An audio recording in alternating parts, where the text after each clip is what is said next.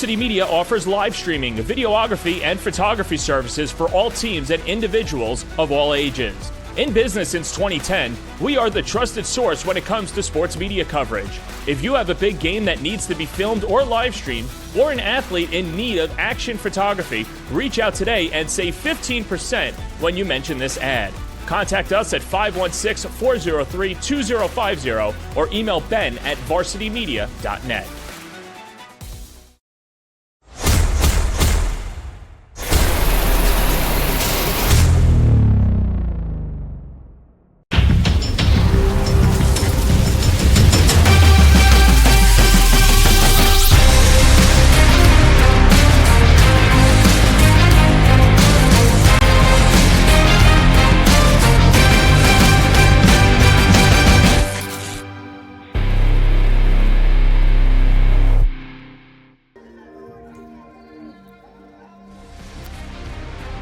From Lessing and Bouchard Field at Cold Spring Harbor High School, the Varsity Media Sports Network presents this non-league Nassau County showdown between the Vikings of Port Washington and the host Seahawks of Cold Spring Harbor. This game is sponsored by Arena Graphics.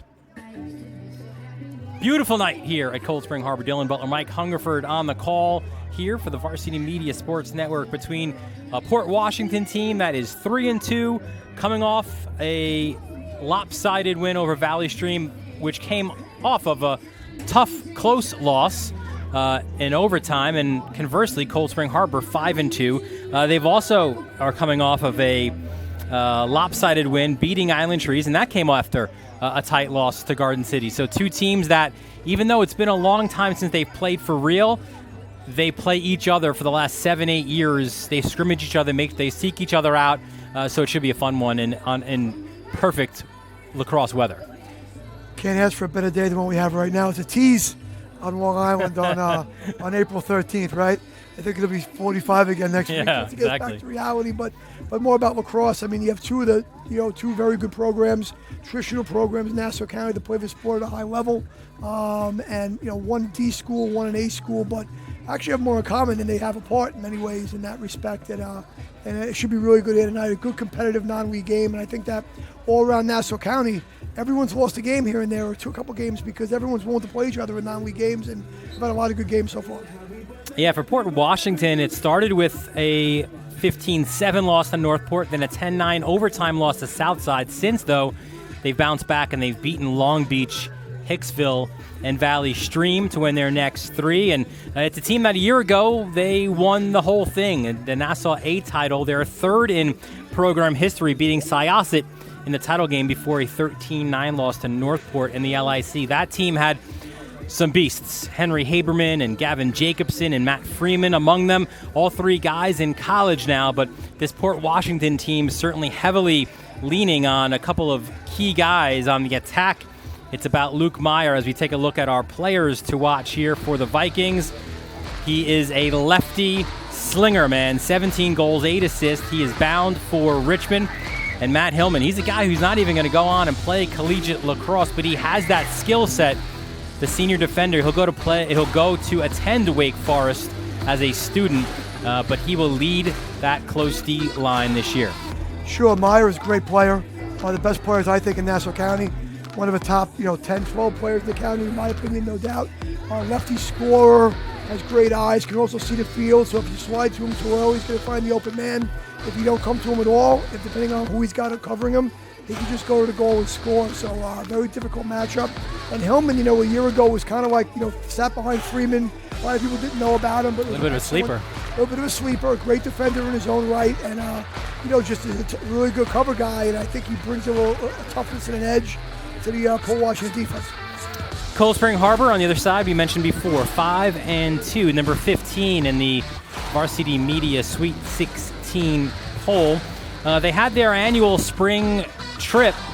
This was up to Westchester County, and it was remarkable because they won at Yorktown and at Rye by matching 8-7 overtime scores before a tight loss that we had here on the Varsity Media Sports Network, 4-3 against Garden City. It's been a little bit of a reshuffling for Dennis Bond with the loss of Hayden Calabretta to a shoulder injury. His timeline is uncertain at this moment, but it means that your big dog, you see him there wearing number 21 in the line, CJ Riley, is being asked to move up, play on the attack, and then you move a Sammy Bruno now up to that first midfield line. So Dennis loved his depth in his midfield, and it's not replacing Calabretta, certainly, but it's helping maybe put a little bit of a Band-Aid on that situation. Sure, I think Coach Bond's very experienced. Small school here in Cold Spring Harbor, Class D school. He's very experienced in playing with lineups, with moving guys around, attack to midfield to attack. And I think, CJ Riley's one of those guys, you got to keep him on the field whenever you can.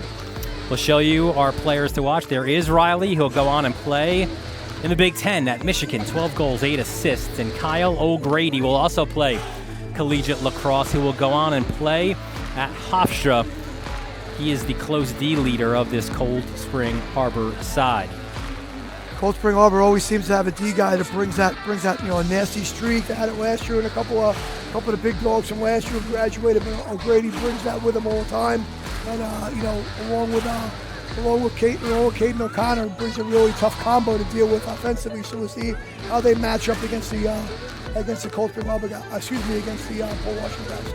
Yeah, you mentioned those dudes last year, right? Jesse Phelan, Patrick Pisano, both playing Ivy League lacrosse right now. Phelan at Dartmouth, Pisano at Yale, among 23 kids playing collegiate lacrosse for Cold Spring Harbor. Let's take a look at the starting lineups as both teams continue their preparations for tonight's non-league game. First, for the visitors in Port Washington, you've got Meyer, Marcus, and Pastelov up front. Meyer is obviously the guy, the lefty, but you're getting contributions from the other guys as well. Pastelov, 8 goals. Marcus with 4 as well. Your midfield, it is led by the quarterback of the football team, tough, hard-nosed dude in John McCarthy. We've got Steve Braunschweiger and Cal Gober as well. And your close D, it's Hillman, Gargis, and Nick Noga as well. And that means you've got a senior, and a sophomore. And there you see head coach Isaac Neal. He in his 8th season out of Overland High School in Aurora, Colorado. Another guy who played his collegiate lacrosse at Hofstra and never left the island after that. He's now truly a Long Islander. Isaac Neal leading the way for Port Washington. And in the cage for the Vikings, a guy that we expect to probably see for the next few years, right? An 8th grader, Max Einon, a guy who plays high-level club lacrosse. You see his numbers on the year, 54% save percentage, has a sense of calm and a little bit of an unknown as well because the book isn't yet out on him. Let's take a look quickly at the Cold Spring Harbor starters.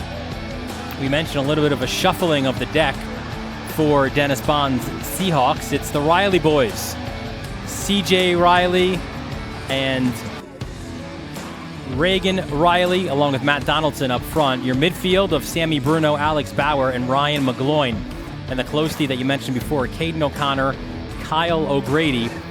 And it's not a Cold Spring lineup, apparently, without a Pisano wearing 19. It is Tim Pisano wearing that number, and they will play for that man, Dennis Bond. 24th season at the helm, a 1984 graduate of Sewanaka High School. North of 300 career wins, a guy who has an incredible coaching tree, which includes a Tom Flatley, a Doc Doherty, George Powers, Danowski as well at Hofstra. He has been around them all. And in his cage today is Carson Kirshner. Carson Kirshner is having a terrific start to this season. You see his save percentage at 63%. Bound for Scranton, 64 saves on the year, only 37 goals against. So it is Port Washington and it is Cold Spring Harbor. A beautiful night here in Cold Spring Harbor High School, the opening face-off when we return right here on the Varsity Media Sports Network. You're watching the Varsity Media Sports Network, the home for New York high school sports. Now is the time to order a college recruiting video with Varsity Media. College recruiting videos can save thousands of dollars on college tuition and help land a spot on the team. Our videos include your best plays set to music with spot shadowing effects to help you stand out from the competition. Contact Varsity Media today and mention this ad to save 15%. Call 516-403-2050 or email jeff@varsitymedia.net. Varsity Media offers live sportscasts for any event. Our productions include announcers, multiple camera angles, graphics, instant replay, and so much more. Hankinson getting it back. Hankinson going in, dropping it back. The shot of the goal! That's it! That's it! Norton! Pittsburgh, the Class A champions! If you want to enhance your event or make the experience better for your viewers, reach out to Varsity Media today and learn more about our live sportscast. Contact Varsity Media at 516-403-2050 or email ben@varsitymedia.net. Are you a local business looking to advertise? Well, Varsity Media is the perfect place for you. We offer affordable rates both inside our live stream broadcast and through our social media channels. With coverage all over Long Island targeting the 16 to 54 demographic, why not take advantage and advertise today? For pricing and inventory availability, contact us today at 516-403-2050 or email ben@varsitymedia.net. Varsity Media offers live streaming, videography, and photography services for all teams and individuals of all ages. In business since 2010, we are the trusted source when it comes to sports media coverage. If you have a big game that needs to be filmed or live streamed, or an athlete in need of action photography, reach out today and save 15% when you mention this ad. Contact us at 516-403-2050 or email ben@varsitymedia.net.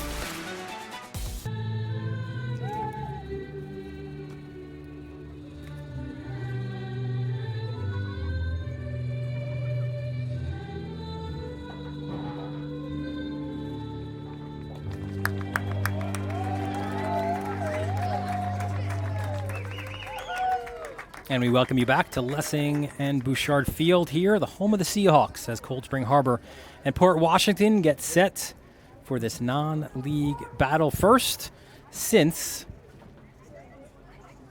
2003. We'll take a look at the keys to this game for both of these teams and our conversations with the coaches. For Port, Isaac Neal stated it's about getting the first face-off, first ground ball, first goal to get his team, which is still relatively inexperienced, going. You want to manage the game well as well. He says, listen, at times he's watched Cold Spring Harbor's tape and they'll have double polling and they'll have a poll on the face-off. So just managing different quirks of the game, and he wants his team, of course, to play a complete game. Thought that his guys played pretty well for a half against Southside. The first half played pretty well in a second half as well against I think it was Long Beach, and played well in spurts, but against Northport, but he wants his team to play a full game. For Cold Spring Harbor, listen, you got to stop two big dudes, right? You got to stop Meyer as well as McCarthy. And Dennis Bond said, along that, though, you've got to also, not only do we want to control Meyer, we want to try to control him the way that we want to, not allow him free reign and free opportunity to shoot with your left hand. Not to say that he doesn't have a right, but if he's going to score, make him score with his right. You also want to manage the weather. It is warm here tonight, so it's about having his guys ready for the conditions. A lot of times he's cramping in games like this, and listen, just play free. He said, listen, we're 5-2, and our guys are already like, hey, we have 2 losses already. Like, last year we had 1 loss, and, they know the history his guys do of playing at Cold Spring Harbor, so he just wants them to play free. Don't worry about the situation, and just have fun out there. Absolutely. I think it'll be interesting to see how the Cold Spring Harbor defensively, who covers who, and you kind of have the, a simple thought process would be that O'Connor and O'Grady cover the 2 guys for Port, but we'll see how that progresses. We look at the face-off X, where I think it should be a fun matchup here tonight. It's Bryce Kipnis and Alex Papagalis, 2 guys who have kind of struggled against other big face-off guys in Nassau County and the like, but I think this could be a pretty even battle between these 2 guys tonight. It's all about matchups sometimes at the X, and timing up the whistle and what styles guys are using, what the moves they're using. Do you have a secondary move, a secondary exit? So we'll see what happens here tonight. Kipnis and Papagalis set for the opening face-off. It's one on the wing by McCarthy, so Port Washington gets the first possession. So there's one of the firsts that Isaac Neal wanted, right? First face-off. And now first offensive possession for Port. Sure, you're a pretty young team. You have some really good older guys, stalwarts, who were a big part of your team a year ago, and you're playing against one of the traditionally best programs on Long Island. So you want to get a good start if you can. Handle the ball right, make a good play. You don't necessarily score the first possession, but get a good start. Here's Meyer with his left, and that's over the mark. First shot of this game goes to Port as well. And Meyer's interesting, too, because he's an attackman, though, but he likes to kind of be out on that wing, almost give that midfield look, right, by as high as he plays. Sure, he plays a lot on the top of the offense, up on the high wing. Probably I think will be a midfielder in college, a very good one at Richmond. And tried to duck under the check. Great job defensively. The takeaway, but on the ride, Port gets it back. McCarthy spins, takes a high hit, flags fly. McCarthy would be wise to back this out, now set something up, although the pass was a little bit of an errant one. Nice effort to try to save it by Gober. We'll have our first man-up opportunity for Port Washington. Sure, just got caught up in traffic there. McCarthy, great ground ball, and they got him up high. Should be a minute there. It is on the slash. Right there, you saw that. Or it's coming right there, pretty high. Slash came down as well. Either way you want to slice it, you're up in the head, have a neck area, probably going to get a flag thrown when that happens.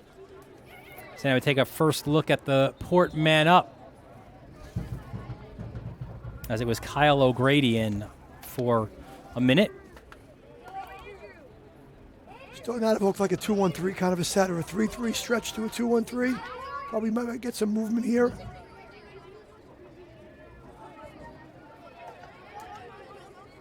And there's the first goal as well. McCarthy stings it. The man-up goal gives the Vikings a 1-0 lead. Good job by McCarthy right there, just stepping in. You have a defender approaching him, but he shoots around the approach to the far pipe. Really good shot. See, they just kind of wheel it a little bit and throw back. He just sets his feet. He's able to put that inside the far pipe. Really, really good shot placement. And Joe Braunschweiger, the twin, with the assist, his first assist of the year for John McCarthy, his 10th goal of the year. And we've seen that first, near a minute and a half, how much of it was about John McCarthy, right? He wins the opening faceoff on the wing. Another win here for Port. He draws the penalty, scores the man-up goal. It's a great start for McCarthy and Port. But then a takeaway the other way. Theo Torres, nice check right there. He has been the LSM for Cold Spring Harbor the last couple of years. Kirshner, terrific clear, and now here comes Cold Spring Harbor. Running, shot, oh, what a save! It was Riley with the attempt. There'll be a push, though, so Cold Spring Harbor will get the ball. But how about that for Max Einon? Good start for Einon. Half the job, more than half the job is just standing in the right place sometimes, right? Stand in the right place, let it hit you. I mean, you like to catch it if you can, but that's a bonus right now. Stay in the right place, get hit by the ball. Great start for a young guy in the cage right there.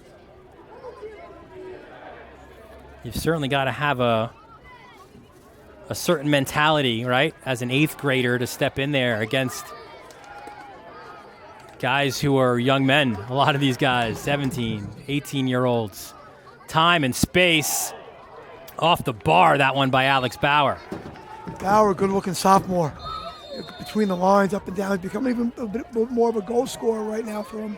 With the loss of Calabretta, we seem to have gotten a few more goals, and his playmaking ability has stepped up quite a bit. Riley working from up top.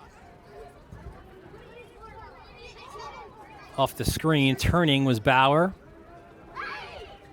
Lefty ripped by Riley. Good little step on the move there by Riley, just put it wide. I think I like the pace that Cold Spring Harbor is trying to play with right now. When they played Garden City the other day, I saw a lot of that game. They had a little different pace. There's P.J. Haskell, the big lefty. They had a little slower pace the other day dealing against the Garden City guys. I think the pace is, play a little more pace right now. I think that's advantage Garden City. As now McGloin gets past the first pole. Gets it to Donaldson. Donaldson, basketball guy, does a little bit of everything.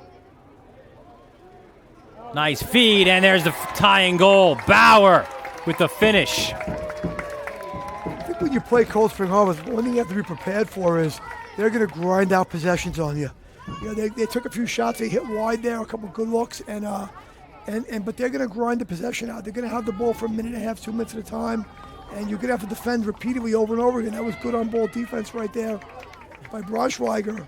They just get him on the cut for a goal, and that's part of what makes Cold Spring Harbor good. Is that Coach Bond is he can play it any way you want to play it. He can be deliberate.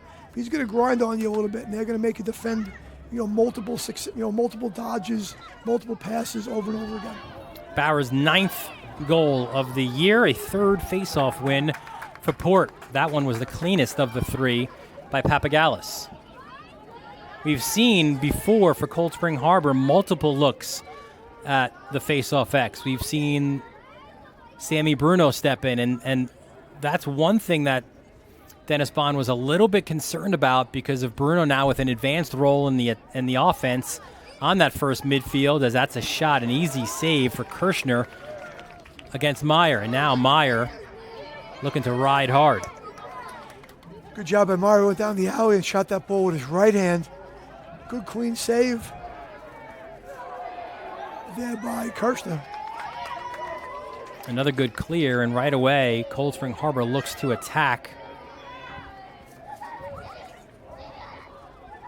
Now they'll back it up as they get personnel onto the field. Coming out of the box is the 8th grader, Roy Testa.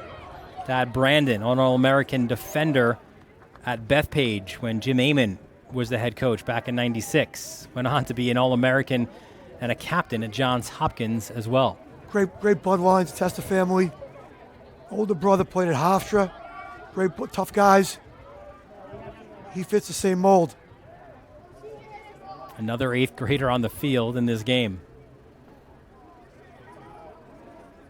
I think what makes programs like these good is you got your best guys in your program have to play regardless of what grade they're in. They have to get on the field, and that's the competitive nature of varsity athletics. You play with your best guys. I don't remember. You could tell me if I'm wrong, but was Laviano up as an 8th grader? Look at that spin. Another one off the bar.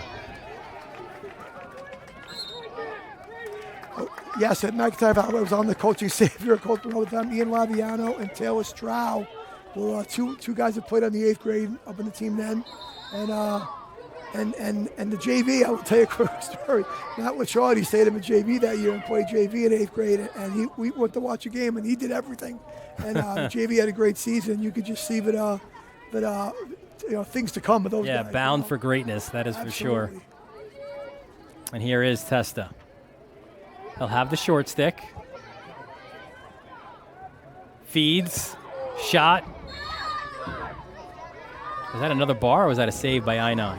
I think it was a save, or he missed it a little bit. A little mumbo action there on one side. The inside-outside exchange, trying to seal and slip around it. And this is what you were saying here. Another extended possession for Cold Spring Harbor that you've got to try to defend. Sure, they're playing with a second midfield group right here, and what you'll see now is they got 2 shots at that midfield group, so they'll be able to sub now. Yeah, Bauer's coming out of the box, and Yep. Ryan McGloin as well. And PJ Haskell will be the next.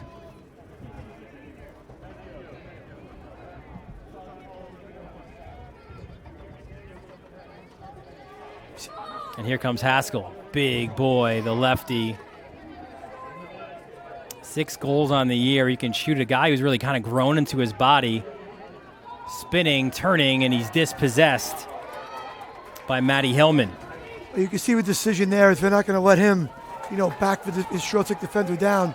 They're going to flush that matchup out quick and make him either move it or lose it. And right there, you saw he was able to create the turnover.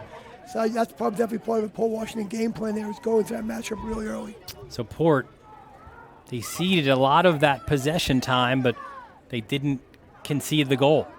And now they're back on attack.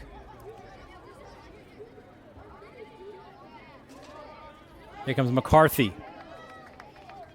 Slide comes his way. Now they work it to X. Skip. The one more. Turnaround, low shot. Wide of the mark. Good look by Will Amudi. Looks like there's a flag down behind the... Definitely a flag down right now. It might have been a slash on the check when the ball was thrown inside.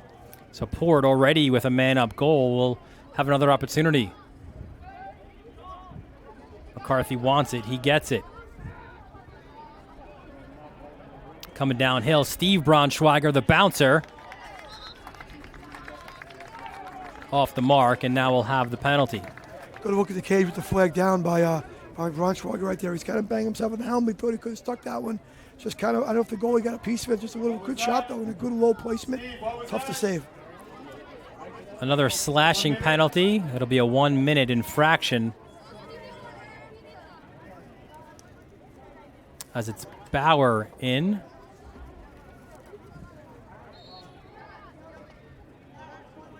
So second man up opportunity for Port Washington, and they are already 1 for 1. Low shot, nice save, Kirshner to deny Amudi.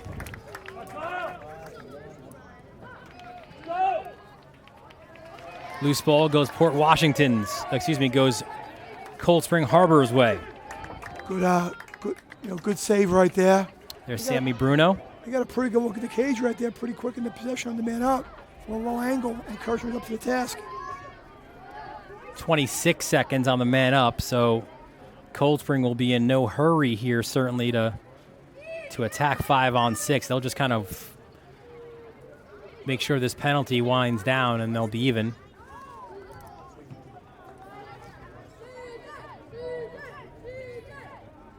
C.J. Riley, a guy who Bond says is bigger, faster, and stronger this year. Interesting to see, in the first couple possessions, he got that shot in the fast break early on that was saved by Einon, but he hasn't really gone to the cage here yet, and getting covered by Gargis, and to see if he tries to take his turns, or he's going to let the other matchups work, and maybe he gets the ball he's the last man to touch it off of some ball movement, get him a better matchup. Here's Bauer. Nice extra. Riley goes power, and Einon the save. That was a really nice pass by Roy Testa right there. Throwing that ball in a short distance with really soft hands to Riley, who in tight it's tough, but they're going to call push. Good save by Einon. They're going to call push. So Cold Spring Harbor will be man up. Here you see the call.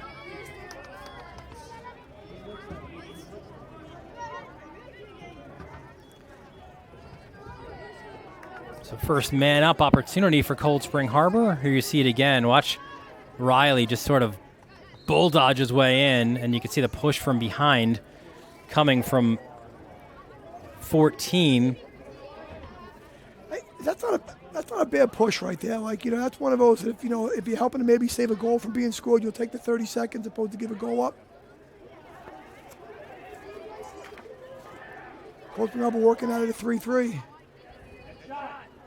Haskell, nowhere there, tries to get it out to Riley, but a stick was in the passing lane. Haskell gets the GB. He gets leveled. And will this be a loose ball push? I'm going to call a loose ball push there. The ball will stay with Cold Spring Harbor. Penalty's expired, so the Vikings have killed that one off.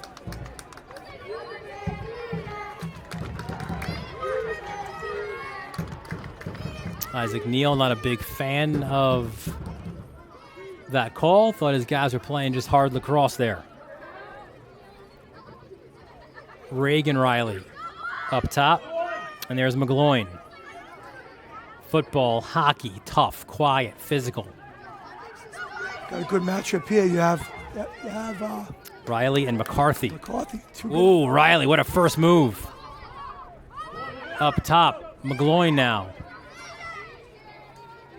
McGloin gets top side. Nice slide for Port. See about grinding the possession out right here, right? Just going to try to find the matchup. Riley had a great first couple steps there, but behind the cage, and they slid to it quick, and we skipped it. Didn't get much out of it, but what a move. McCarthy's a really good athlete to put him on on skates like that. He lost his senior football year to injury, so highly, highly motivated here in his last go for Lacrosse. There's his turnaround lefty look on the spin. That was wide. So you see what's good there? They've had the ball for about a minute and a half at least, and you say you're not going to take a shot. Maybe you get the stall warning put on. You take one there, and that keeps the stall off for the last 45 seconds or so of the quarter. Here's Sammy Bruno. Now he's got the short stick matchup. Tough feed, and how about McCarthy getting it done? His coach, Isaac Neal, said he is a do-it-all guy, and now Riley will be called for a slash. Support, what they can do here is hold for a shot, and then you won't have to, even though they've won the face-off to this point. Look at the bull dodge. Look at Meyer! Wow.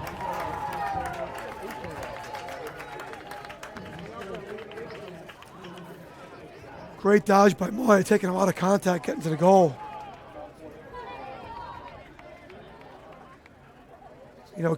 Used the pick, slides between two, was able to get to the goal.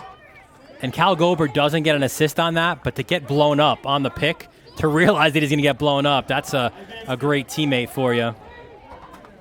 I think Coach Bonds is talking to the officials. I got to be honest with you. I don't get too critical much on these broadcasts, but I will say that they on the writing on Riley, they got a call for a slash there on the back check. I watch a lot of lacrosse games. I do broadcasts. I coach a team.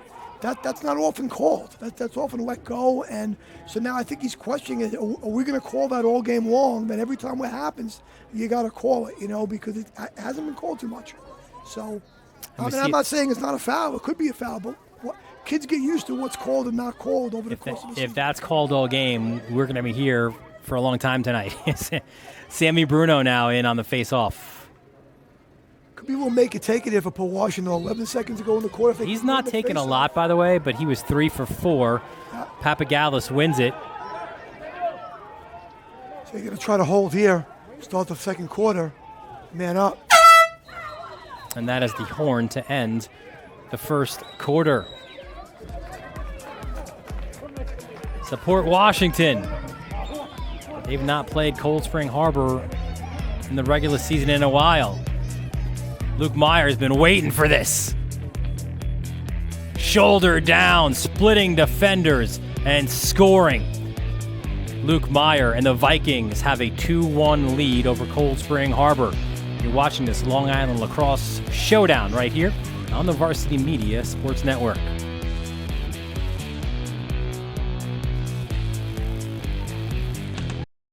Don't forget to subscribe to our YouTube channel for upcoming schedules and content, and on social media at Varsity Media. Since 1989, Arena Graphics has been a leader in producing the finest quality custom screen printed and embroidered uniforms and apparel. Specializing in serving schools, clubs, small businesses, or large corporations, Arena Graphics can help you promote your image on wearable apparel and other promotional products. Ask us about setting up a team or business web store for easy ordering and user-friendly fundraising options. Search us on the web at arenagraphicsny.com. Arena Graphics, your gear starts here.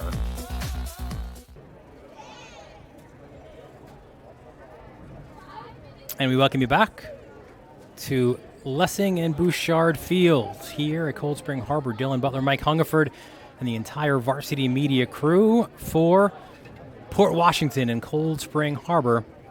Off to a good start thus far. And, of course, if you like this game and want to watch future games like this, you want to hit that subscribe button there on our YouTube channel, and also follow us on our social media handles at Varsity Media on Twitter, Instagram, and Facebook. So it's going to be Port Washington ball here. They got 49 seconds in the man up on the slash on Riley. And they'll start the quarter, no face-off. A great situation for Port here to go from 2-1 to 3-1. Really stretch that lead a little bit. And here is Meyer, who scored their last goal, his 18th of the year. He gets it. Pushes it up top. A 1-4-1 set here. Rolling a man off. Ooh, and Meyer wanted it there for a moment. He had a nice matchup. Doesn't matter. They finish it anyway. Another man-up goal for Port Washington as it's Chase Pastelove with the goal. Good little play right there. 1-4-1, rolling a man off. And as they rolled and threw back to McCarthy, I think the defender for Cold Spring Harbor fell down, and Pastelove just cuts back into the open space. So McCarthy, the assist, his third of the year. Pastelove's 9th goal of the year. Second man-up goal. Port now 2 for 3 on the man-up, and they've extended their lead to 3-1. Back to the face-off X. Let's see who's there for Cold Spring now. I think it's Caden O'Connor. Is that a pole? Yep, they've done this a lot. Use Yeah. the pole. Come in there and try to mix it up. Try to scrap it out a little bit.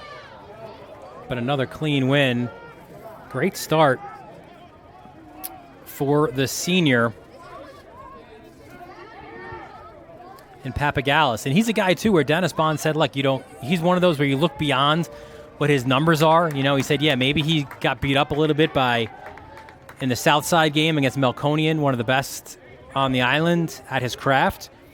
But he did enough to muck things up. It wasn't all clean wins and instant offense for Southside. He did enough to delay things and allow his wings to get involved. And tonight, in a more even matchup, or maybe the edge goes to him, having a great start, 5 for 5 from the X.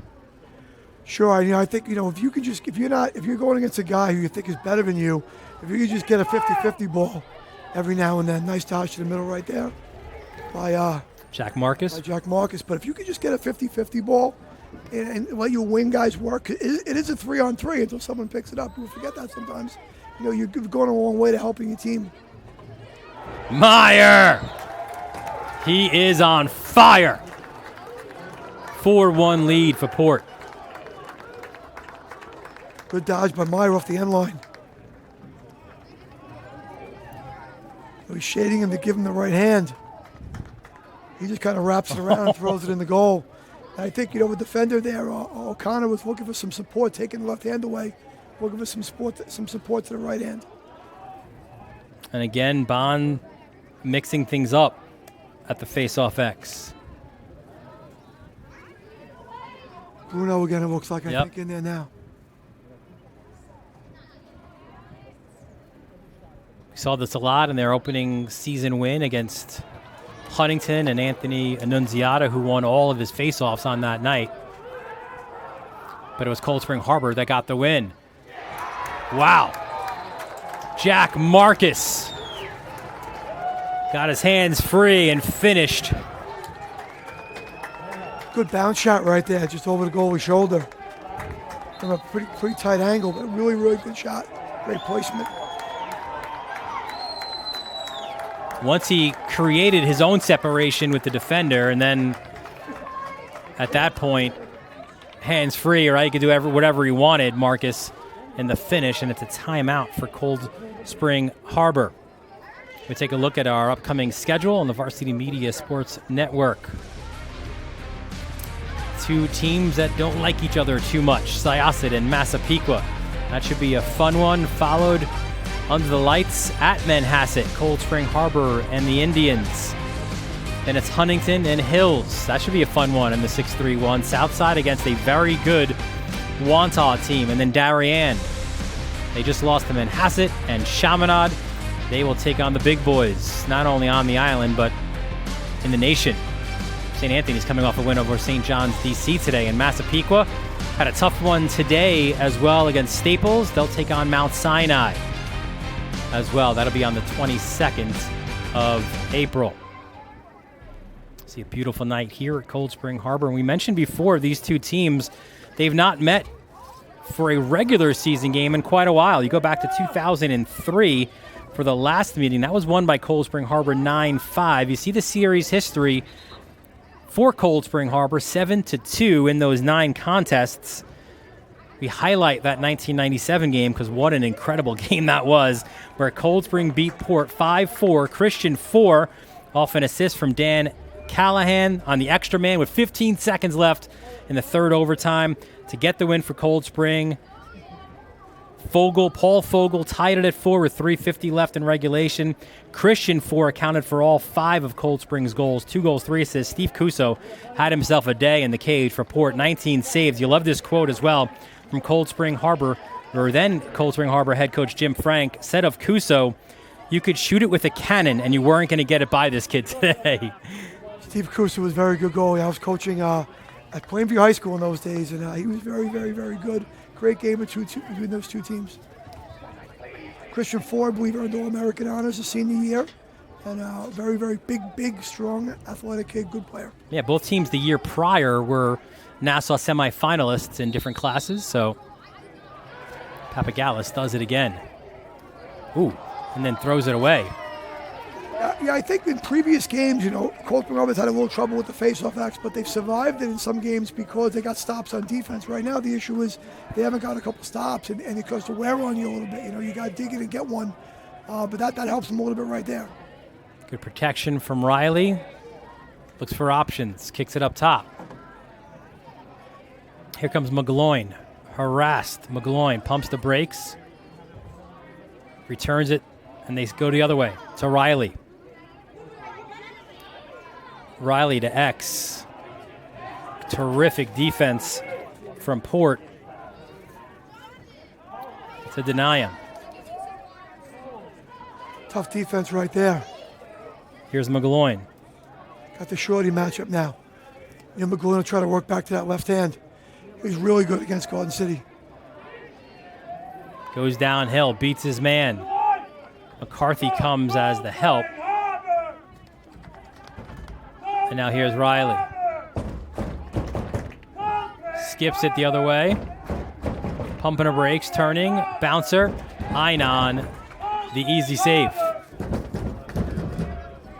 Right now, Cold Spring Roberts just can't seem to find any flow offensively. One play doesn't really, what I mean by that, one movement doesn't flow into the other. There's a dodge, and then there's a ball movement, it kind of dies a little bit. Trying to get a little bit more fluidity, one move to another, bang it, go again in the offense a little bit more. Timeout for Port. We mentioned Cold Spring Harbor, number 15,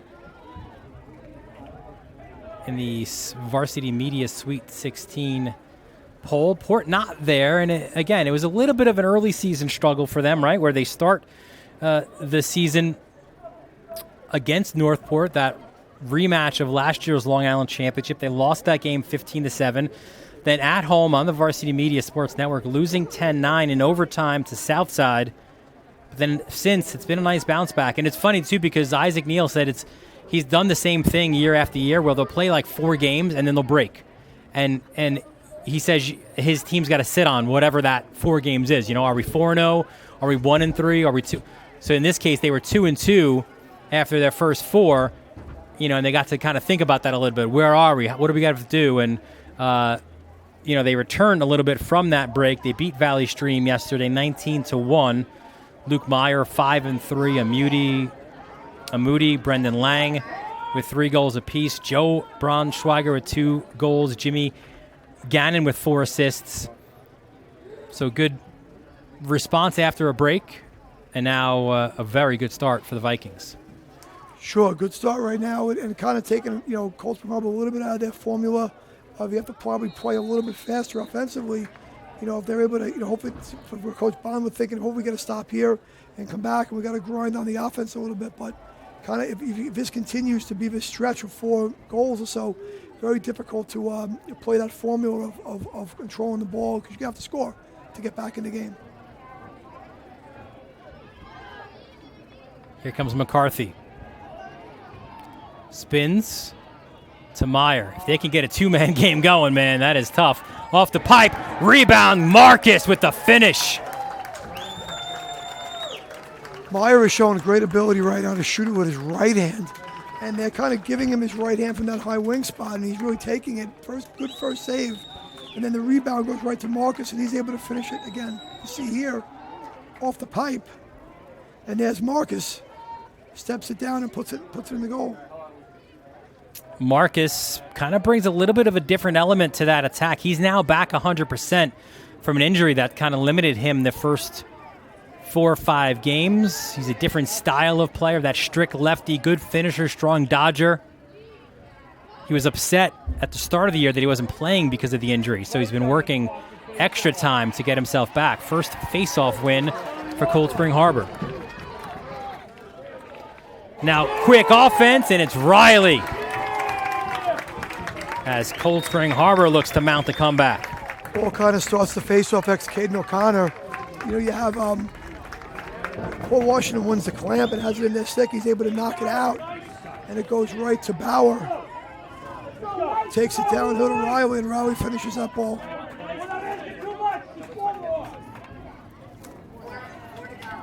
So Bauer now with 1-1, and Riley his 13th goal of the year.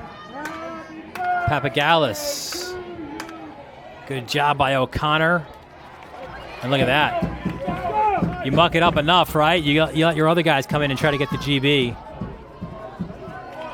So another win at the face-off X, and because Caden O'Connor was struggling there, Dennis Bond forced to use his second timeout and final timeout of that first half with 8 minutes left. Yeah, I thought I kind of thought there was a push there. It wasn't called. They're closer than I am. That they see better than me. Ball on the ground. They were able to get it back up. O'Connor and Coach Bond had to use his second time out there. Keep possession. When we spoke with Dennis Bond last night about his team's start, 5-2, said he thinks we're playing pretty well. Losing Hayden Calabretta, our top attackman, has hurt. We've had to shuffle some people around. Still trying to adapt. He said, but look, we're 5-2. We lost to 2 really good teams in Garden City and Farmingdale. Also the good news, he says we won 3 games by 1 goal, 2 on the road in overtime, right, against Rye and Yorktown. So that's something that he'd rather his guys focus on than having the 2 losses. He said, look, we still need to figure things out. At the face-off X, we still have to figure things out on our attack. But overall, he said, so far, so good. When I asked about the timetable for Calabretta, he said, honestly, I don't have one. I don't know. And he's going under the assumption that Calabretta is done for the year. If he gets him back, that's a bonus. He's got to operate under the assumption that he's not there as he kind of works and tries to find the pieces of the puzzle. So the ball is just about 5 yards from the midfield line. So they're able to kind of get in front of him a little bit. And it's supposed to be a 5-yard difference there. It's just about 5. So I don't know if he's going to be able to run this one out. Might have to go backwards here. And Kirshner there as an option, well out of his cage. He's out at the 35-yard line, so about 10 yards back.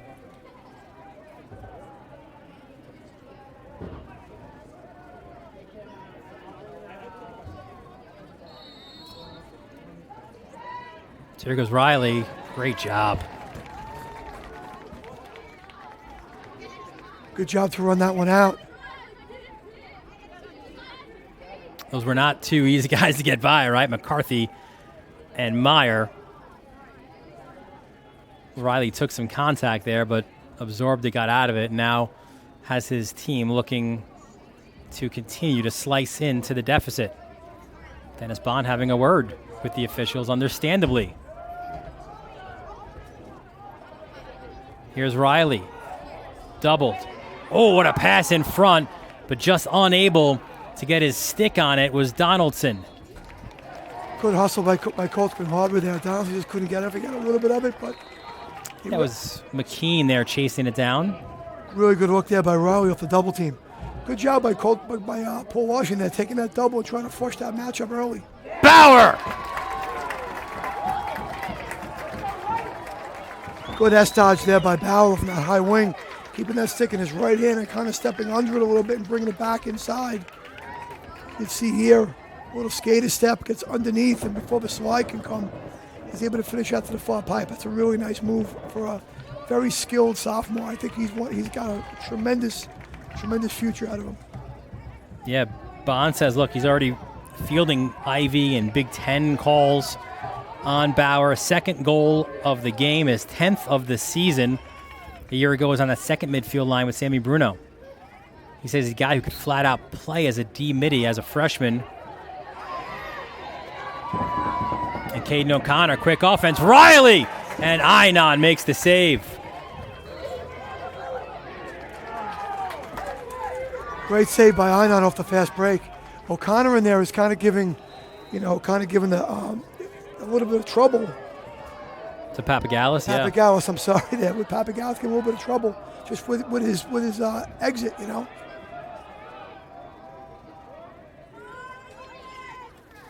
Here comes Port now. They've got a 6-3 lead.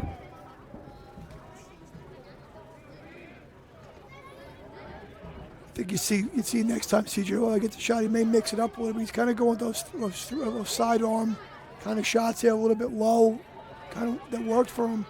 A good save there by Einon. I think he'll change it up for the next time. Pastelov blew a tire, but was still able to get it to X. Little swim dodge from Meyer. Feed to the crease. Vikings fortunate because he just kind of exits out the other side, and you can continue this possession. Meyer's got an assortment of moves, so athletic, strong, tough, can make all the plays. Was that great complimentary piece a year ago, and Henry Haberman was very much the alpha of this Port team, at least for a few years, right? And Haberman now in college, and it is Meyer who's that alpha, as that's a shot wide of the mark by Steve Braunschweiger. Haberman, he's playing a lot of quality minutes at Loyola as a freshman. A tough lineup to break into. He's doing a great job, so you can see his value. Wow, sneaking it in was Pastelov. That's just being whistle ready. Great job by Pastelov, just picking the ball up on the end line and being whistle ready and just going to the goal quick. And it caught the short stick a little unprepared. He was able to turn the corner. Unprepared. He was able to turn the corner. Pastelov, his second of the game, 10th of the year, a guy who just works really hard, cares about everything that he's working on. One of those, stay after, get shots in after practice, coachable guy, wants to know what he's doing wrong, right? Seeks out advice and criticism as well. And he also brings a senior presence. Even though he wasn't the guy last year, as a senior, recognizing his situation and bringing that leadership. Face-off win for Cold Spring Harbor. They've got through the last four or five face-off, they balanced up a little bit, right? They won a few in a row. They always scrapped a few out. They lost one and then Port threw it away. So it's it kind of got a little bit back to 50-50 here, which is great for them. And Port, is tacked on that seventh goal, which kind of keeps that lead at 4. That little balance, they have the little edge, right? Feeling that comfort level. Here's that second midfield line now of McKean, Samuels, and Testa. Bruno was on it when Calabretto was healthy, but Riley moving up to attack has now meant Bruno has moved up to the first midfield line, which brought in Testa. And then an errant pass there from Riley, so a turnover against Cold Spring Harbor, and Port will look to take advantage. There's Cal Gober. Riley trying to make a play there. It's just coming out of a dodge. A little high. Lights, almost dark. It's like that in-between time. It's not completely dark yet. I think this is the hardest time I see the ball here. It was not completely dark. Here's Meyer. Spins, kicks it back out to Joe Braunschweiger. Twins with Steve, and they like to have their own personality, losing the ball in midfield, and now here comes Cold Spring Harbor with numbers. Flag down. Unsettled. Riley, the extra pass. There's the goal. A nice finish by the 8th grader, Roy Testa. Great finish by Testa. Yep, good job by Riley. For the last couple of fast breaks, he shot it. He stepped down and threw it right back to Testa with a good finish. So you have a man-up face-off here, it looks like, for Cold Spring Harbor. Yeah, it'll be a 1-minute slash against Port. So goal counts and the foul. And with 3:57 left, like you said, 1 minute. You've got O'Connor, who's feeling it a little bit at the face-off X, like you mentioned. I'm waiting for the number. Doesn't matter. I got a minute. Looks like that's on 44. Marcus. So second man up opportunity for Cold Spring Harbor. Big man up face-off here for Cold Spring Harbor, and a really good big one for Paul Walsh. They can kill off this penalty. And it is one. And another flag. So Cold Spring Harbor. Time and space in the finish. McGloin. That's one of those situations where it's your man up, right? It's man up face-off.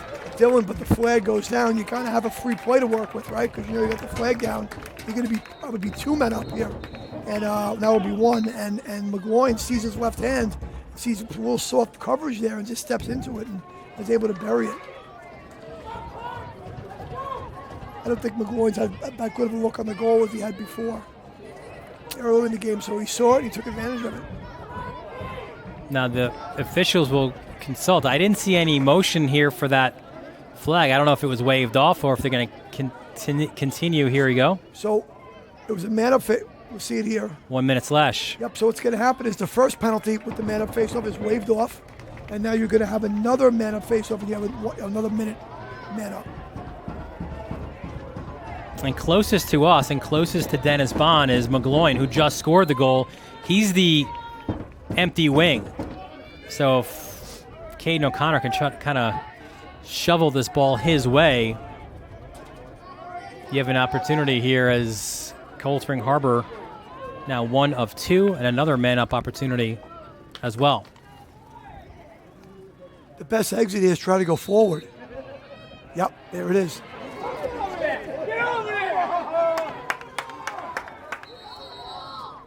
Port won it. They had 1 timeout left, and they utilize it. Smart timeout to take with Cold Spring Harbor, as Dennis Bond says, hunting. Good face-off win right there by Paul Washington. Exactly what they needed right there. The only real exit he had against the pole was that forward exit. He was able to get it. By the way, I want to shout out, because we just saw him win that face-off, Jesse Schiff. He's the second option there. It's Papagallis usually, but that was Schiff. Soccer guys, won 52% of his face-offs, 11 for 21, a little bit more athletic. He's working at it. One of those guys who doesn't play club lacrosse, and he's a soccer guy, so he's got to get his reps in now at practice, and he has put the work in. We referenced it before, Mike Hungerford. Let's show you now the Varsity Media Sweet 16 poll, and this was coming into week 4. Already some movement, some teams. Your Gaylors beating Southside, a game we had on the Varsity Media Sports Network.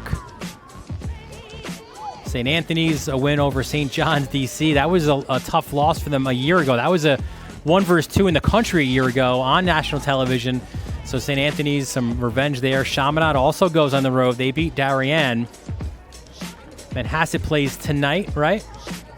They won already today against Mercer Island. Mercer Island, right? Mercer Island 12-5. But you look at the right-hand column, right there in the right-hand column, 0-1-0. There's a few zeros in there, but there's a lot of teams with losses, and that's the nature of lacrosse right now. I think coming out of the pandemic and people want to get back to playing non-league games. Nassau, we have a large number of non-league games to fill our schedule in with 8.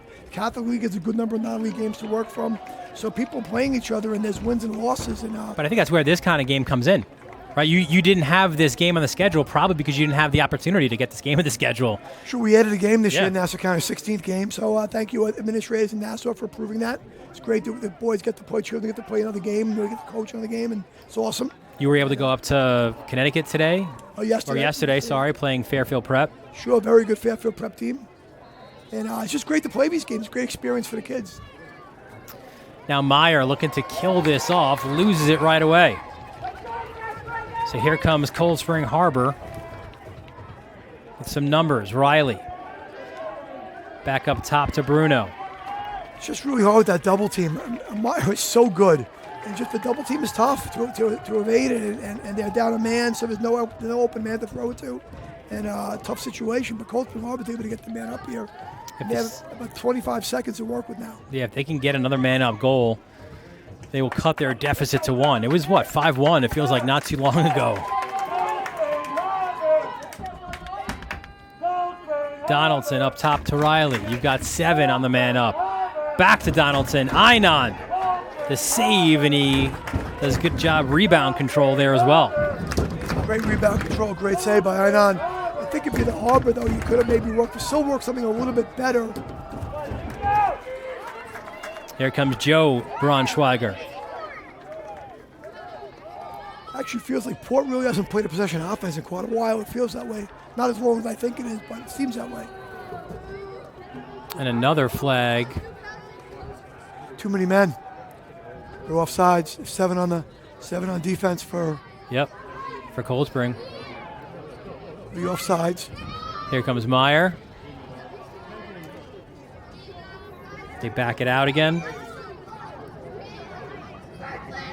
If you're Port, you could run this down a little bit. You know, you're going to get a 30-second man up out of it. If you score, it's wiped off. So you have an extra, they have an extra defender on the field, but just use some clock here. McCarthy. Look out. Yard sale. And now here comes the man up opportunity. Both teams scoring on it. Port 2 for 3 on man up tonight. Port's been very good on man up tonight. Good looking stuff, good plays, good shooting. It looks like right there, you know, sometimes when you're Cold Spring Harbor and you're mixing and matching players on man up, sometimes kids forget whether they're middies or attackmen, right? Hey, you're a middie, you're an attackman, and they forget, and I think that's where we got the offsides from. You put your 6 best players that fit your plays on man up right there, and sometimes, you know, they're 4 middies and 2 attackmen. Right. Someone's got to be an attackman, someone's got to be a middie. That's why you play these games, so you don't do it when, you know, in a league game when it really matters. Locking off Meyer right now, so they're willing to play 5 versus 4 Cold Spring Harbor for the next, 10 or 15 seconds. Meyer's leaking back in, going to the crease. Yeah, smart there.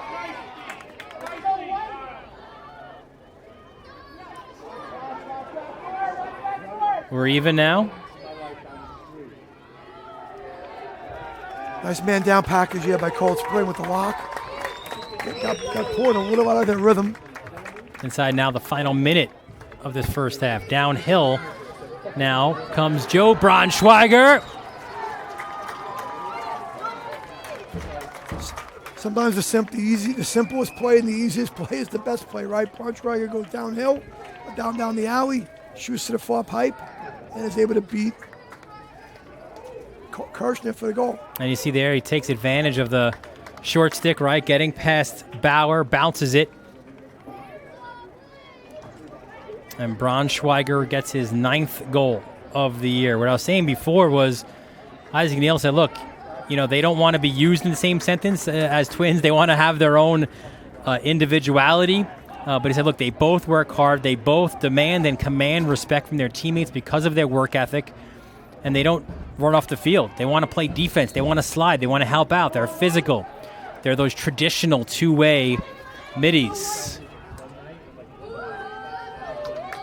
A scrum off that face-off, and Caden O'Connor comes up with it. Nice ground ball by O'Connor. There's a pretty big scrum going on there. So now Cold Spring Harbor, 32 seconds left. Can they get a goal here and cut their deficit to 2? They could take advantage of the sub game as Port was late to get someone out of the box. That first shot was off the mark, and as luck would have it, the guy who was late out of the box was the one who picked up the ground ball. But we go the other way. Turning lefty shot by Bauer off the mark. 2 lefty shots by Bauer right there. One almost went. That was a little wide, but he's been a horse this last 30 seconds or so. 9 seconds left in the first half. And there's fan favorite C.J. Riley.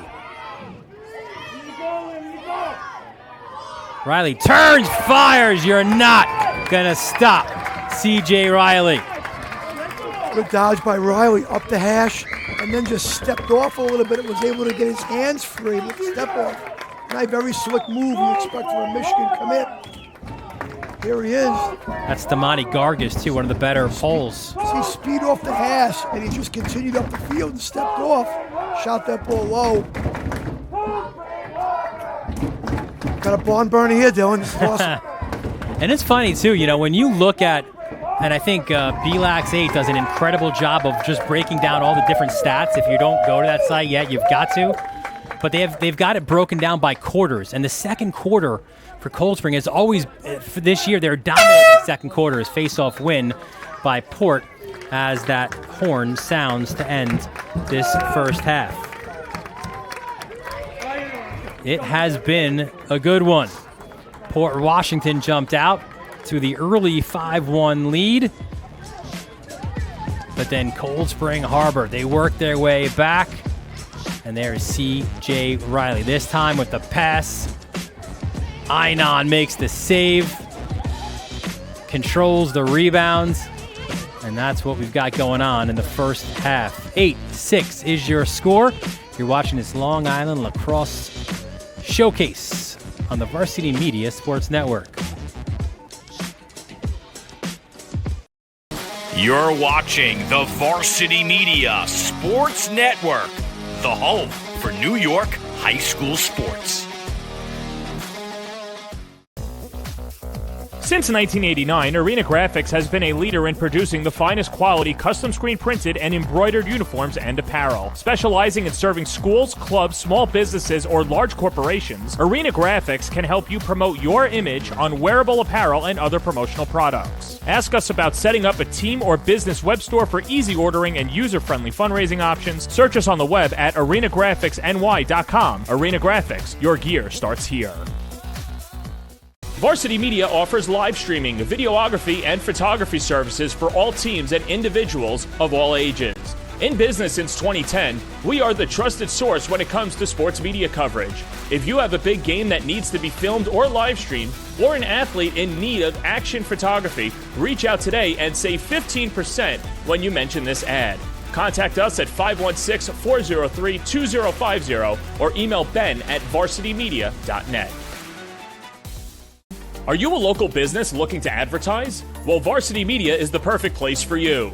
We offer affordable rates both inside our live stream broadcast and through our social media channels. With coverage all over Long Island targeting the 16 to 54 demographic, why not take advantage and advertise today? For pricing and inventory availability, contact us today at 516-403-2050 or email ben@varsitymedia.net. Now is the time to order a college recruiting video with Varsity Media. College recruiting videos can save thousands of dollars on college tuition and help land a spot on the team. Our videos include your best plays set to music with spot shadowing effects to help you stand out from the competition. Contact Varsity Media today and mention this ad to save 15%. Call 516-403-2050 or email jeff@varsitymedia.net.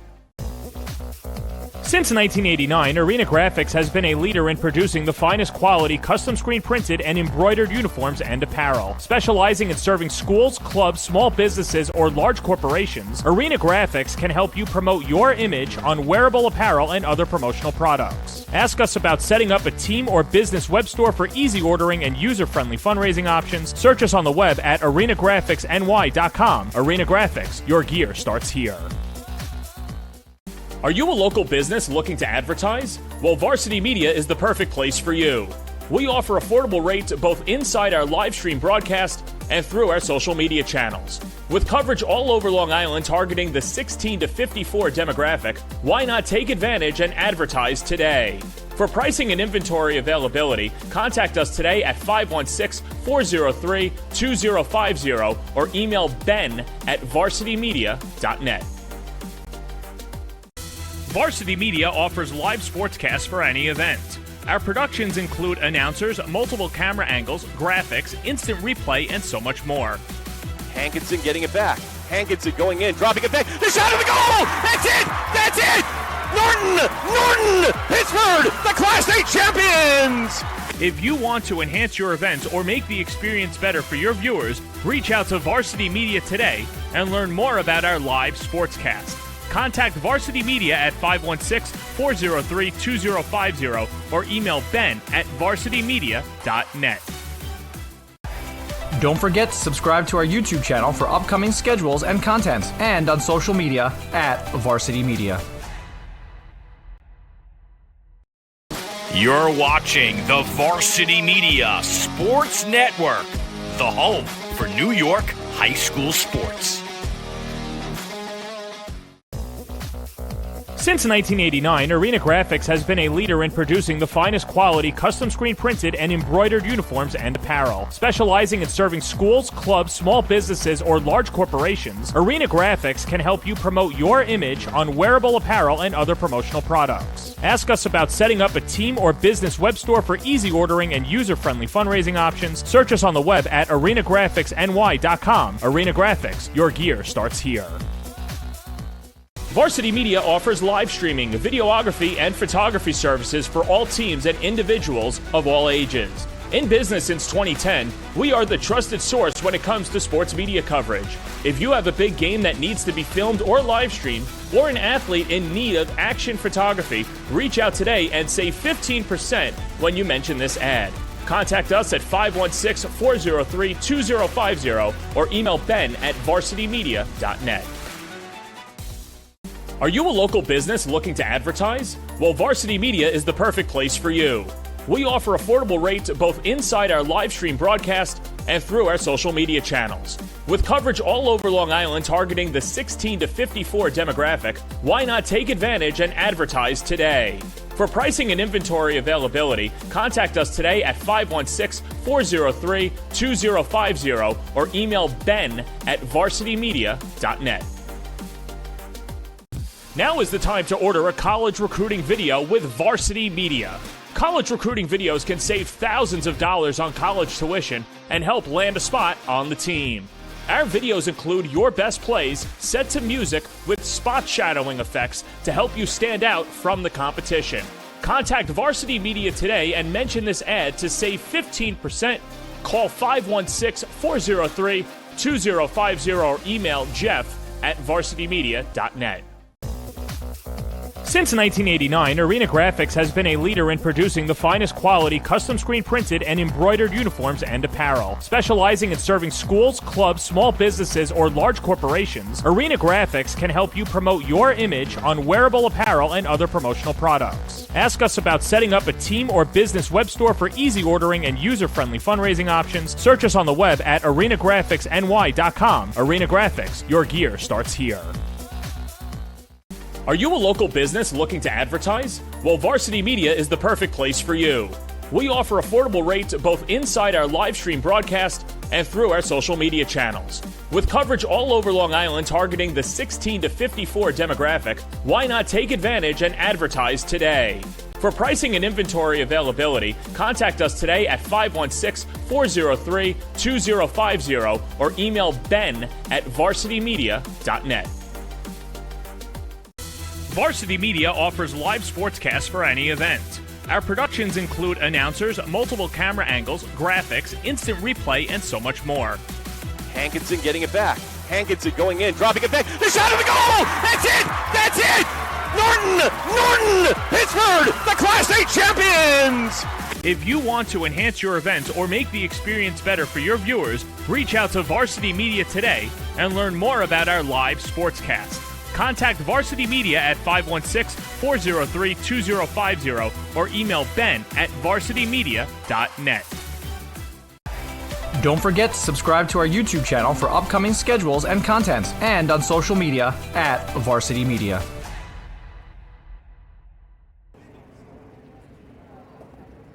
We welcome you back to Lessing and Bouchard Field here at Cold Spring Harbor.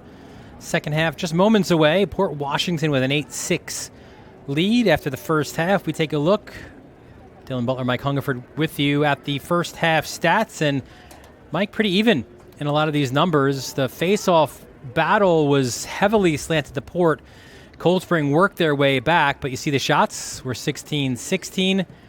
Einon's been forced to make 6 saves. Kirshner's been struggling a little bit in his net. Only 2 saves, and both teams capitalizing on the man-ups. Sure. Early on, I think the shots heavily favored Port. Early in the first quarter, I think they got a pretty good number quickly, up double digits. But then in the last half of the second quarter, Cold Spring Harbor kind of attacked the goal a little bit. They got 3 shots in the last 30 seconds, right? 2 by Bauer and 1 by, and won by Riley, so with the score to close it to 8-6. So it'd be interesting to see. I think the first couple minutes of this half will determine a lot of how the game's going to go. If Port can score another couple goals, they get a goal here to kind of reestablish their lead, the game pressure will switch back to Cold Spring Harbor, which it was early on. They kind of rallied and scored some goals, and then kind of put the game pressure on Port a little bit. But they can reestablish it. Now I think it's kind of pretty even right now. It's a 2-goal game. Both teams have to play. But whoever scores the first couple of goals here, if one team can get 2, either way, it changes the game dramatically in terms of the game pressure. In terms of the goal scorers, you had your entire starting attack line, Pastelove, Marcus, and Meyer, with 2 goals apiece for Port. McCarthy and Joe Braunschweiger with 1 and 1 as well. For Cold Spring Harbor, 2 goals from that man, C.J. Riley. 2 and an assist, 2 and 1 also from Alex Bauer. Ryan McGloin and Roy Testa with 1 goal apiece as well. Back to the face-off X. And that'll be a hold, so it'll be a win. And you see the switch there as well, as it was Schiff winning that face-off for Port. Sure, probably seeing one guy's got a little more success against the pole than the other. You had a hold there coming out on O'Connor, so the ball's going to go to Port for the first possession. And there's Luke Meyer. Draws Caden O'Connor. Meyer spins to his left. And again, Bond said we want to force him at all times to his right. If he's going to score, make him score with his right. Swim getting topside. There's the skip. Step down, low shot. And Kirshner, an important first save of this third quarter. Good play by Meyer off the double team, moving it forward to an open man. He had a pretty good look. And Kirshner, I think he needed that, get that first save and a half. And a little bit sloppy in the clearing game for Cold Spring Harbor, which results in this scrum out at midfield. Advantage Port. Yeah, ball was thrown a little low, ended up on the ground. I could imagine Coach Bond's not very happy about that, but they get it right back. Yeah, the sloppiness goes the other way. Cal Gober was like swinging his arms wildly looking for the ball. He was wide open on a cut to the cage, and the pass was off the mark and resulted in the ball being on the carpet, and now it's Cold Spring Harbor. I think both teams, will try to get a chance to get ahead of it and score that first goal, right? Everyone's a little excited to get that first one. Back and stretch the lead if you're Port, and to close the deficit a little more if you're Cold Spring Harbor. So, got to settle in here a little bit. Tremendous lacrosse culture here at Cold Spring Harbor. I love it too when you've got the young kids, right, coming out, all chanting for their favorite players. They have all got their sticks in the hand. That was these guys, right? When other state championship Seahawks were battling. Lefty shot, and Bauer with his third. Simple split dodge with left hand and just buries that one. Bauer just a little coming out party here for Bauer tonight. Just kind of what the Seahawks needed this time. But Dylan, going back to we talked about Cold Spring Harbor, great lacrosse culture here. In the 60s, they played in Suffolk County. They only entered Nassau County, I think in 1970, 71, they started playing in Nassau County. The school was located actually in Suffolk County, a little known fact, right? A lot of the school, I believe. And they were very good all the way in the late 70s, 1979, they won the Nassau County Championship. And I believe lost in a state final that year, Cold Spring Harbor. So they've been good at this sport here for a really long time. And, I don't think it's going away anytime soon. Their first Nassau County title, 1979. First of 13. Face-off win for Schiff.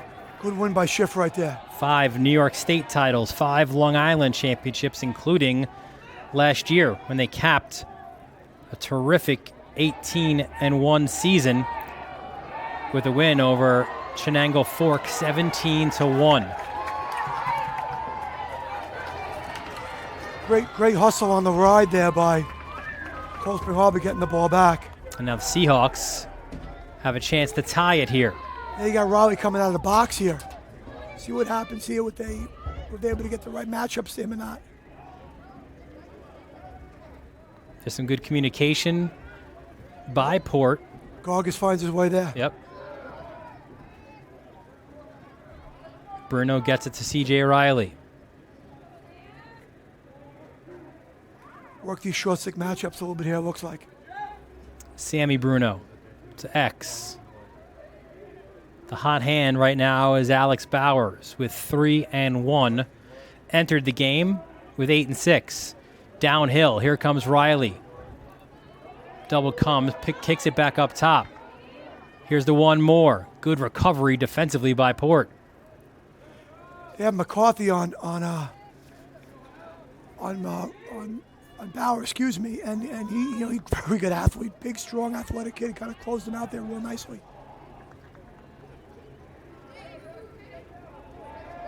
Port slides are very, very good. Riley. Yep, looks like he's going to shoot that at the last second, called it a shot.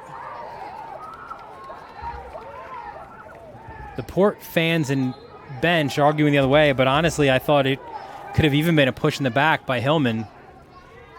I'm glad they didn't call a push there with them play through it there. It's an athletic guy going to the goal against a good defender, but I think it was a shot, but the way it came out of his stick, it looked a little off.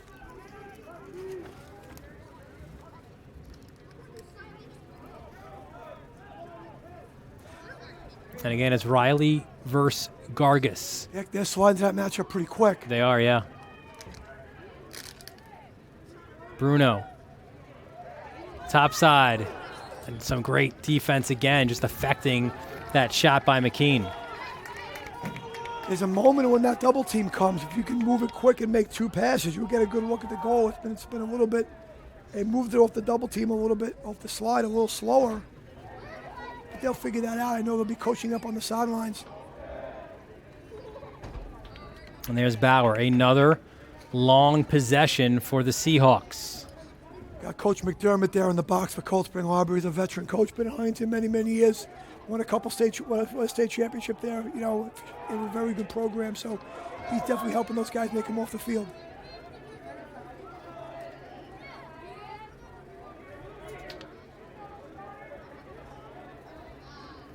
C.J. Riley to McGloin.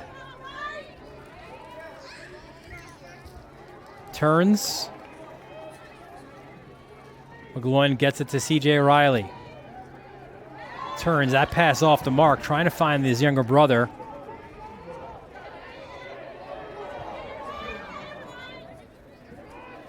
And now Cold Spring Harbor, as they do, aggressively riding.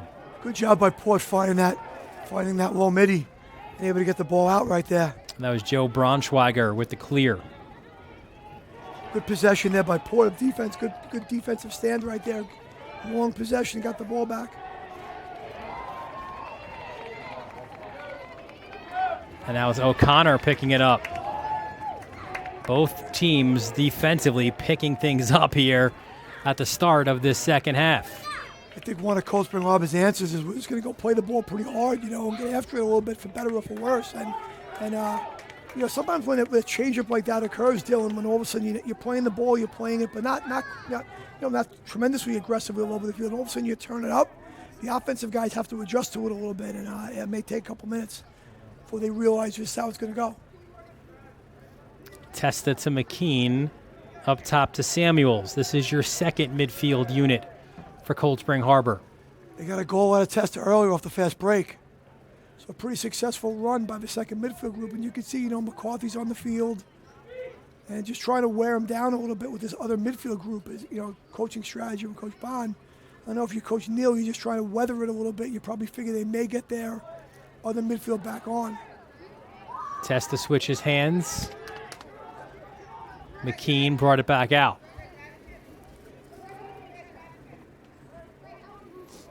In addition to the goal, we've seen this unit do exactly what you want second midfield units to do, right? Possess the ball, keep the ball on their side of the field, and allow your first midfield to come back on. Trying to use that big little pick there. Bar by C.J. Riley. And just kind of shepherding it out was Samuels to make sure this possession stays alive. Good job by Samuels. Like, if you touch that ball there and you bungle it and get a check on it, you're picking it up by the chasing defender. Good job of letting it run out. Port An 8-7 lead. Here comes Bauer. What a save by Anand before, huh? Step down, Einon sees that one as well. Great job by Bauer off the rebound. 3 for $1. Riley fires wide. And there'll be a 30-second. So all that defending you've got to do, right? And it results in a man-up opportunity for Cold Spring Harbor. Yeah, sometimes, I mean, I just a foul of effort, it looks like there by I think that was by 21, Cal Gober. But, you know, that's one of those things where they make you play defense for so long that, you know, those mistakes, those little errors happen. I think it was great effort there by Gober. Just you know, a little bit too aggressive, but yet, you know, that's how you play. It's how you play. Cold Spring Harbor's 4th man up of the game. They are 1 for 3. McGloin up top for Riley. Look how aggressive they're going to be with Riley. Sure, just trying to get out of his hand as quick as they can. Yeah, even man down, right? Short man up to only 30 seconds here, you know, so you try to flush it, get it right out of his hand quick. Bauer skips it in and out of the stick. Now it's a chase for it, won by Port. They're even. Einon comes to help and gets it. Good job recognizing where to find it. Good job by McCarthy being a target there. McCarthy trucks a dude, and now they get the clear. Might be like one of the first real possessions to offense for Port this quarter. They had one, and they had one save made by Kirshner. Their second possession of the quarter. Here's Steve Braunschweiger. Bouncer. Oh, and it sneaks its way through. Kirshner got a piece. Might have hit somebody in front of the goal a little bit. It looks like, not really sure. Great little dodge by Braunschweiger. Let's see it again. A little right to right with the skater split. Looks like it either hit Kirshner or someone in front and rolled in. Huge goal there for the Vikings. They'll give them that 2-goal lead again. So both Braunschweiger boys in the score sheet. For Steve, his 7th goal of the year. And if you keep track of these things in the Braunschweiger household, I'm not sure if you do, but Joe's got a 2-goal lead on Steve. I think as long as the Port guys win, they're very happy. Yes. That's part of the secondary conversation, right? Papagallis back in, and a hold was called, so Port gets the face-off win. Pretty close there, I think. Coach Bond didn't seem too happy. But pretty close. Trying to deny the ball to Meyer here a little bit now.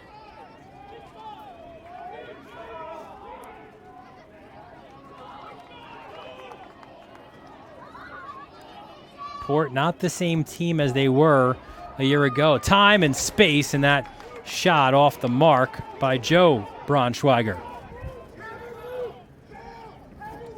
And again, they graduated some key parts of that county championship team. Just the 3rd county title for Port Washington. They won in 90-95 and last year. Pumping the brakes, switching hands, behind the back shot. That was blocked off one of the defenders there. Meyer's chance there. So Meyer's going to pick the ball off of the end line every time now if they're going to deny him. He got up pretty much to 5x5 and tried to get a sheer question mark and then turned into a BTB. Chief among those guys who graduated was Henry Haberman, who is the 13th, or who became the 13th All-American in the program's history.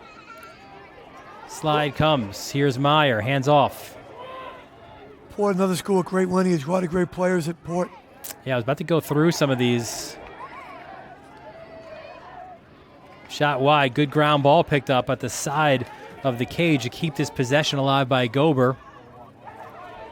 Well, I can tell you 3 of them were called for Caro. I was going to say, there's 13 All-Americans, and all 3 for Caros. Look at that move by McCarthy, and he wants that shot back. Good split to his left by McCarthy, just missed it. So, yeah, you had Joey Fricaro in 15, you had Jake Fricaro in 12, and Jeff Fricaro in 09, all Americans. Great players. Joining them, John Crawley in 13. Terrific attackman. Double comes, ball on the turf. It's one, lefty shot. Again, blocked on its way through. And Port continues this possession. Good scrapping by Port to that ground ball. See if they decide to maybe hold for one here. It's over a minute to go in the quarter. You also had Jason Hines in 1996, attackman.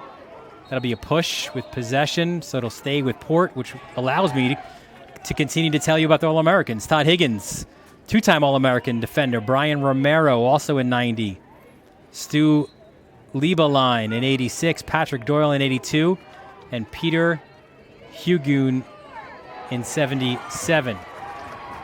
Yeah, Todd Higgins, one of the best high school defenders I've ever seen play. Inside the final minute, third quarter. Cold Spring has fought their way back, but they've not been able to take the lead back. Here's Riley. Testa. Hands it after Bruno, gets it back. Got a little time here to work with. Try to find the matchup you want. Never bad when you start with Riley. No. Riley. Again, that blocked in front. A lot of bodies in his path. And a flag was thrown. I believe that's going to be on Testa.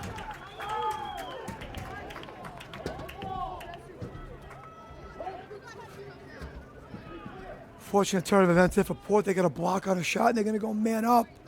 And definitely not the ending of the quarter that Coach Bond was desiring there. There you see that shot blocked in front. And then on the chase, watch 39. Right there, you could see. Yeah, a little contact there, just enough, I guess. I mean, you were able to see the Sure. numbers, right? Yep. And that's what the officials always say. Yes. So 30-second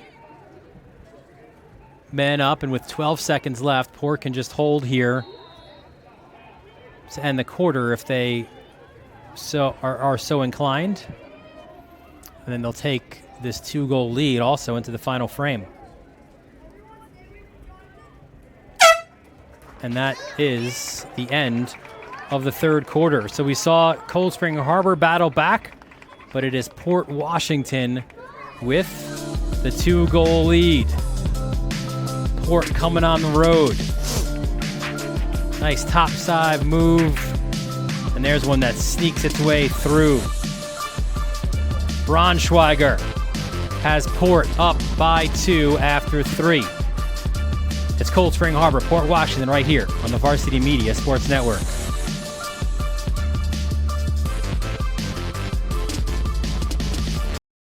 You're watching the Varsity Media Sports Network, the home for New York high school sports. Since 1989, Arena Graphics has been a leader in producing the finest quality custom screen printed and embroidered uniforms and apparel. Specializing in serving schools, clubs, small businesses, or large corporations, Arena Graphics can help you promote your image on wearable apparel and other promotional products. Ask us about setting up a team or business web store for easy ordering and user-friendly fundraising options. Search us on the web at arenagraphicsny.com. Arena Graphics, your gear starts here. We welcome you back to Lessing and Bouchard Field here on the campus of Cold Spring Harbor. Dylan Butler, Mike Hungerford, our entire Varsity Media crew on hand. That it is Port Washington with a 2-goal lead heading into the fourth quarter. Let's take a look at the Vikings' upcoming schedule, and they go to a place called Farmingdale. Another free scout for Hungerford. At MacArthur, Baldwin, and then Wantagh. Wantaugh's kind of that early feel-good story, it feels like. A very good team getting some good results, and kind of joining that upper echelon, it feels like this year, Mike. Good game Saturday. Wanto will be heading up to Mamaroneck. Play Mamaroneck, not a game they play all the time. Mamaroneck's pretty good, and they've struggled a little bit early. See how that one goes for the Warriors. They had a great win against them last year. But Wanto's a good team. Face off well. A couple really good offensive players, slick and skilled. Yeah, Jake Martini, one of those guys. And a very good goalie. Listen, that's a recipe right there for success. Look at that first step in the goal. Oh, McCarthy with 1 second left on the man up. Say you don't dodge on man up, but if you have his athletic ability, show it. With an approach like that, you go right around him and you score.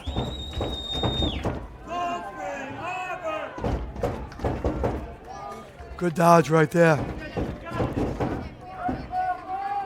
McCarthy now 2-1, his 11th goal of the year, and Port their third man up goal of this game as well. 3 for 5 on the man up.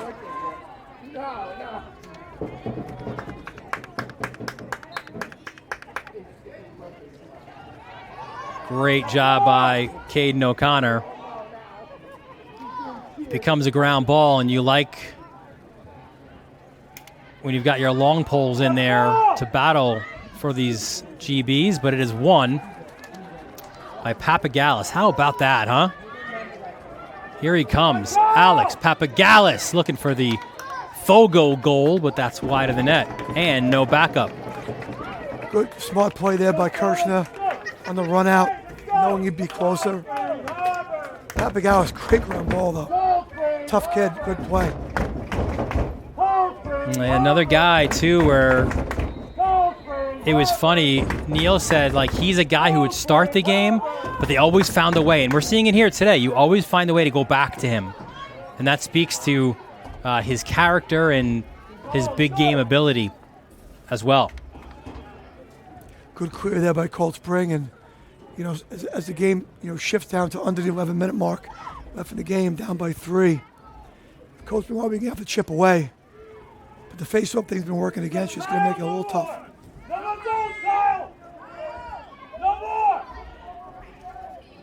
Coming downhill is McGloin. They slide his way. McGloin still has it. Bouncer, McGloin, the goal! McGloin fooled them all right there. He kind of went right-handed enough to draw the slide. The slide came to his right hand. He was able to spin back to his stronger left hand and then run down. You can see here he gets it to his right hand. The slide comes there. Terrific athleticism and the low finish for McGloin, his second of the game, 10th of the year. He's a guy who spent the last 2 years as their short stick D-midi. Played a little bit of offense, but now he's a very well-rounded two-way player who's no longer getting subbed out on offense. Papagalis flips it backwards. He gets it right to McCarthy. McCarthy had a terrific season in the fall on the football field as the Vikings quarterback. Good job by Meyer getting a touch, getting in the box. And Meyer also had a great year on the gridiron as well, right? That kind of slot back, wide receiver, running back kind of guy. Sure, very good athlete. Good at high school football. Not dissimilar as Meyer bounces it to a Gavin Creo who he will be teammates with down in Richmond. Creo having a great season so far at Chaminade. One of their go-to players and plays in the Chaminade system well. A couple goal scorers head over there to Richmond. Pastelove was looking for his third. You ever been to Richmond? What a place. Great place to go to school.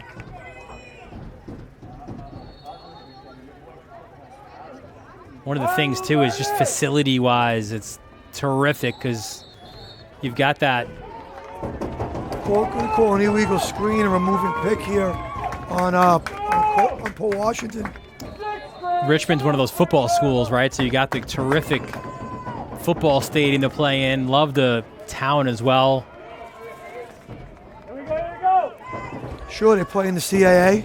But switched it. Oh, the football was. Football was yeah, played yeah. I was the gonna CAA, say, so has that Lacrosse, football field to a top 1 AA conference, you know. And Lacrosse now part of that A10. Yep. A10 feel. It's a great conference. I think it's going to be a really good conference going forward. A lot of good teams in it. Very competitive. I think it's going to get to the feel of what the Patriot League has and what the CAA has in lacrosse. Very similar type of thing. Here's McGloin, lowers the shoulder. Good look. Look at this space and room. And Bruno shot off the mark. Bruno came free there off that set piece right there, and would have made the house come down a little bit if he got that one right.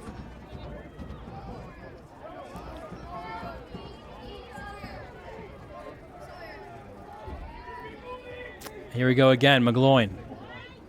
And there's Riley. He'll be in the Big Ten this time next year. Lefty shot off the mark. Hey, giving him that left hand down the alley, created a little separation right there. He shot it pretty deep. It was off the mark, but I like that where he's dodging from. Michigan last week had an incredible battle with Rutgers. And Piscataway, Rutgers winning that in overtime. Great game between two Big Tens. Had some great games this year. Slide comes again. Riley tries to split them. And that pass off the mark. Trying to find a player right there. It's a little bit low. And they win it back. Oh, look at his battle for the ball. Great hustle. What a recovery for Port. That was Steve Braunschweiger diving down to win it back. How big could that play be here in the final 750? Separation, Pastelov gets to the cage. Pastelov is hooked down around the neck, so Port will go on their 6th man up already. 3 for 5. Wild turn of events right here. I think that Coach Harbor coach were looking for a 20-second violation off of the they had the ball Port and they lost it, but now you have a hold here. Great save by Kirshner though. Yeah. Port's man up's been pretty hot. 3 for 5. Good night. And it's been different guys as well, right? 60% on man up's a good night. Yeah.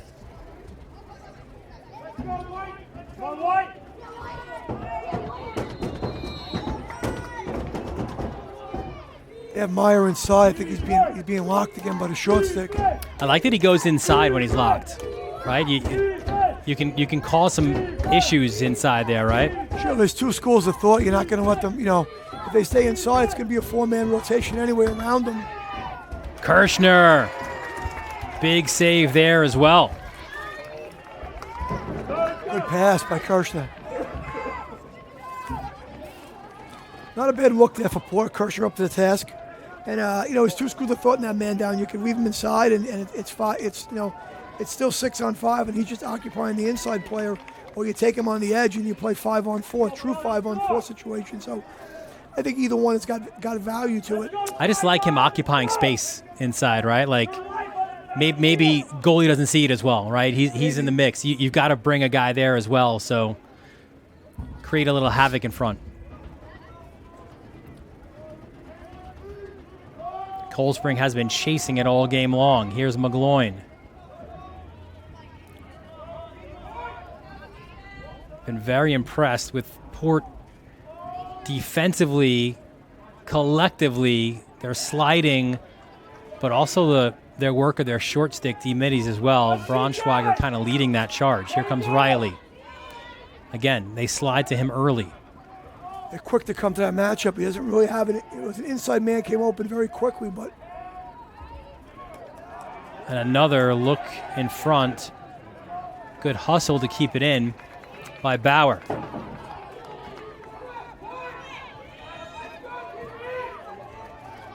Bauer swims by Gargis, but Gargis comes back to win it, and Einon gets the ball. Good job by Gargis there on the recovery. Ooh. Errant pass, we go the other way. Pisano Yeah, good time for a timeout by Dennis Bond. Sure, a little helter-skelter right there. I didn't even know what to really say. We're back and forth, and Coach Bond wants to get organized. 5:26 down 2. It's one of those critical possessions. If you want to try to get back in the game and win the game, Cold Spring kind of need one now. We showed you Port's upcoming schedule. Let's take a look at the Seahawks' upcoming games and some terrific ones there as well. We'll be on the call next week at Manhasset under the lights. Cold Spring Harbor, Manhasset there. Also the game at home or at Syosset. Also on the Varsity Media Sport. A lot of 7 o'clock games for the boys for Cold Spring Harbor. They love playing under the lights. Home for Lynbrook and home for Wantagh as well. But that Manhasset game's an interesting one. A little bit, I haven't spoken to him about this aspect, but almost a little bit of a revenge tour feel for what Manhasset's doing last year. You look at sort of those marquee games on their schedule, and they lost kind of all of them, right? You lost to Cold Spring Harbor, you lost to Garden City, you lost to Darien, you lost to Chaminade. Of course, you go on and win the whole thing, but now they've come back a little bit. They beat Darien, and now they have a chance to maybe get a win over Cold Spring Harbor, and of course the Reeves Rock game, that incredible game honoring the life and legacy of a true hero in Jimmy Regan, a Manhasset resident who played at Chaminade and then the Woodstick, the granddaddy of them all, this year moving over to Garden City. Last year under the lights, not those lights we showed you, but under the lights at Manhasset, it was Stevie Fennell with the overtime winner for Garden City at Manhasset. Yeah, last Saturday, I was pretty impressed by Manhasset last Saturday. Yeah. They went at the Darien. I mean, they caught Darien at a good moment coming off that huge upset win over Brunswick in that big rivalry game up there in Connecticut. But they kind of caught them at a good moment, but I just thought Manhasset played so well, so smart, so clean, and have some really good players, starting with the Wizard at the X, Cal Gerard. Yeah, Cal Gerard named the Northeast Player of the Week by USA Lacrosse Magazine. Now, if you're Cold Spring Harbor, where do you find a good matchup from? Where do you find that matchup from? They can create offense. Besides the couple guys that you've seen do a lot of the damage, can you get one from somebody else? Bauer tried to skip it up top. Good job defensively getting a stick in the passing lane. Now it's a loose ball, and it's won by Port.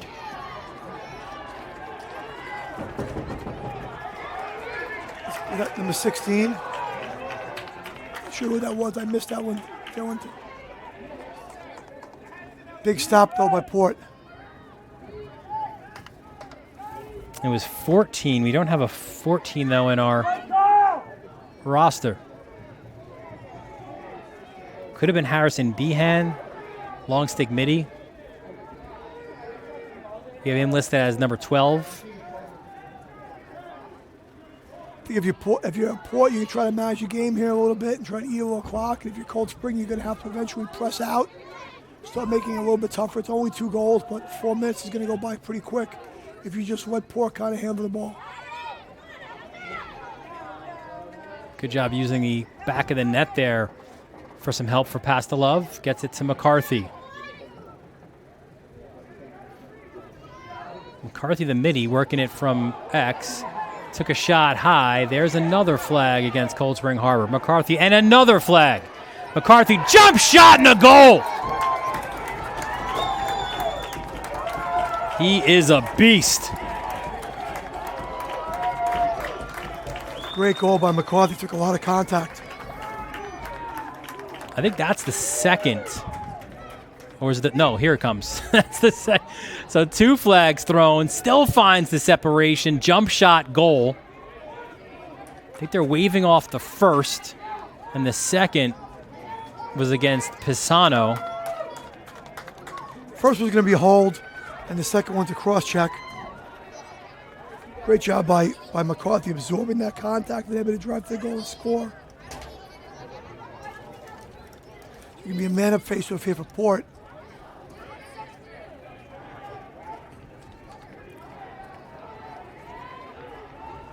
McCarthy's third of the game. Really impressed with his game. The uncommitted senior. A physical player, really athletic.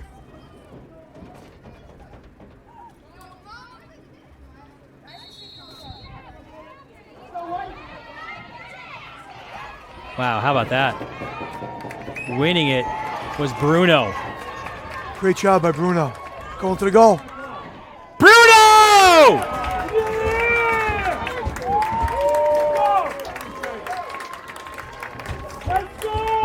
Huge effort by Bruno. Only a sophomore. Are we ever going to come here and not see a Bruno playing?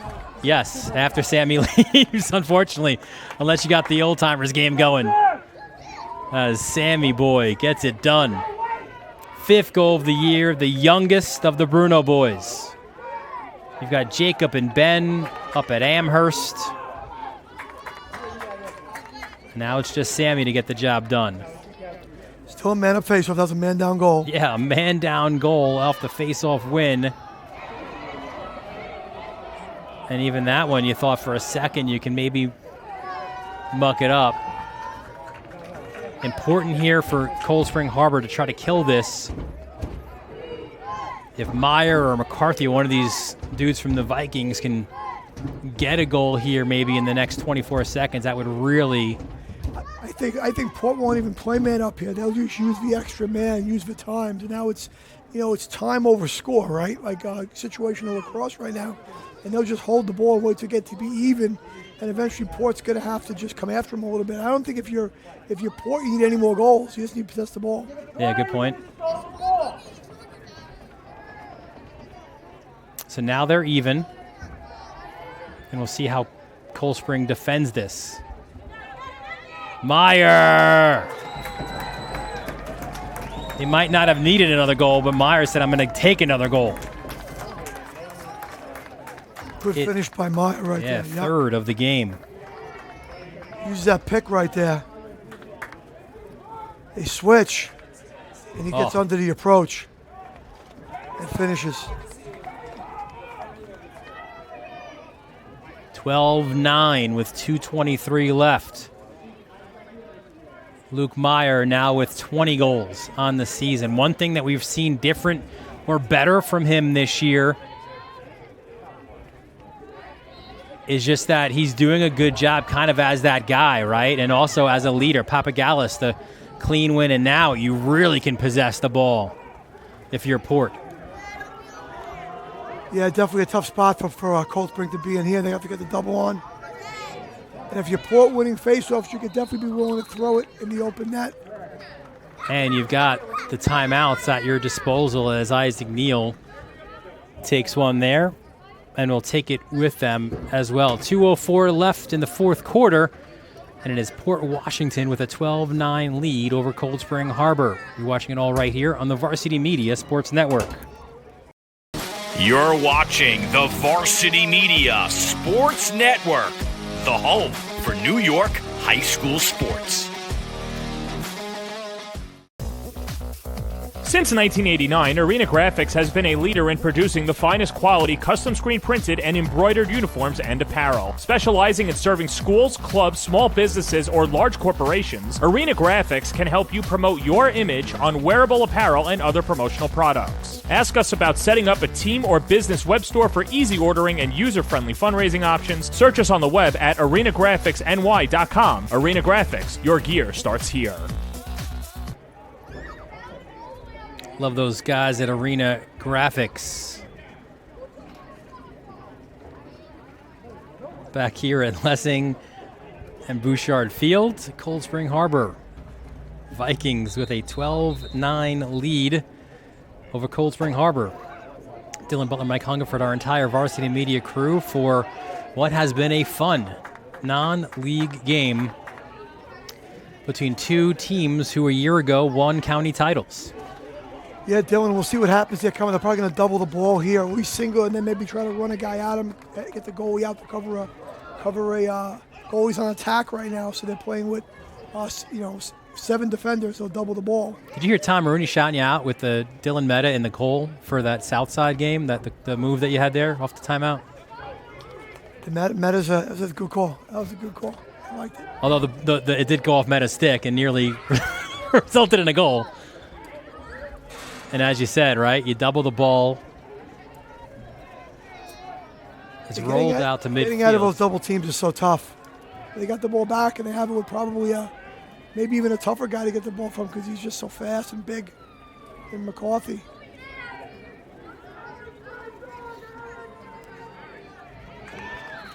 And they do lose it. So mission accomplished for Cold Spring Harbor. Cold Spring Harbor's got to clear it. They got to move it along. Oh, it takes a bounce at midfield. That is not what you want for Cold Spring Harbor. That's got to be cleanly caught. But now a pass behind. And here comes the Seahawks. And again, sloppy play for Cold Spring Harbor. Two really costly mistakes. Port just got to clean it clearly and take their time. Even if they use them almost all 20 seconds, it'll take it under a minute, up by 3 goals. Got a player in the middle of the field open, yeah.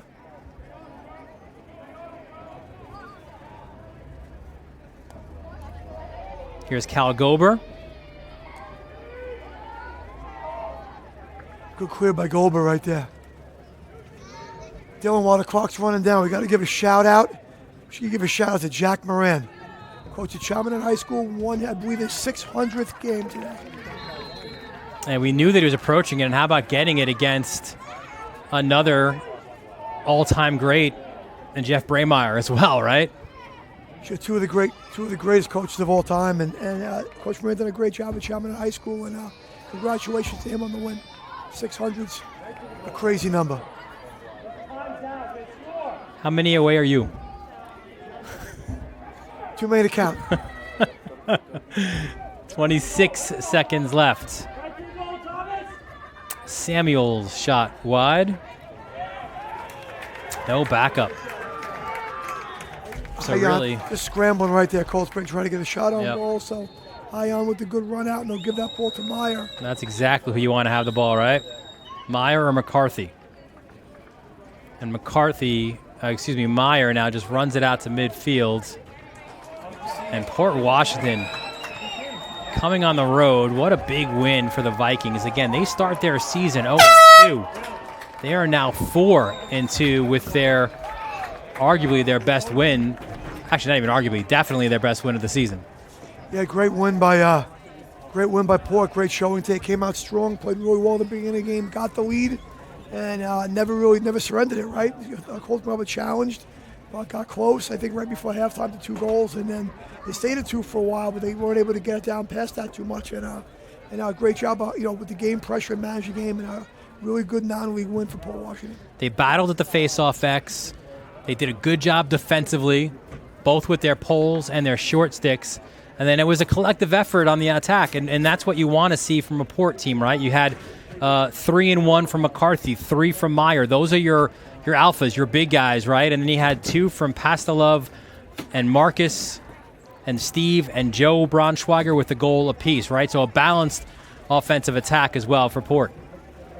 Absolutely, they spread it around. Everybody got their hand on it a little bit. Everyone got a goal, and a very balanced activity on offense and very sound on defense, sliding through the Cold Spring Harbor's weapons and taking things away. And a good performance in goal by a young guy in Aon. So I think they're going in a good direction if you're Cold Spring Harbor.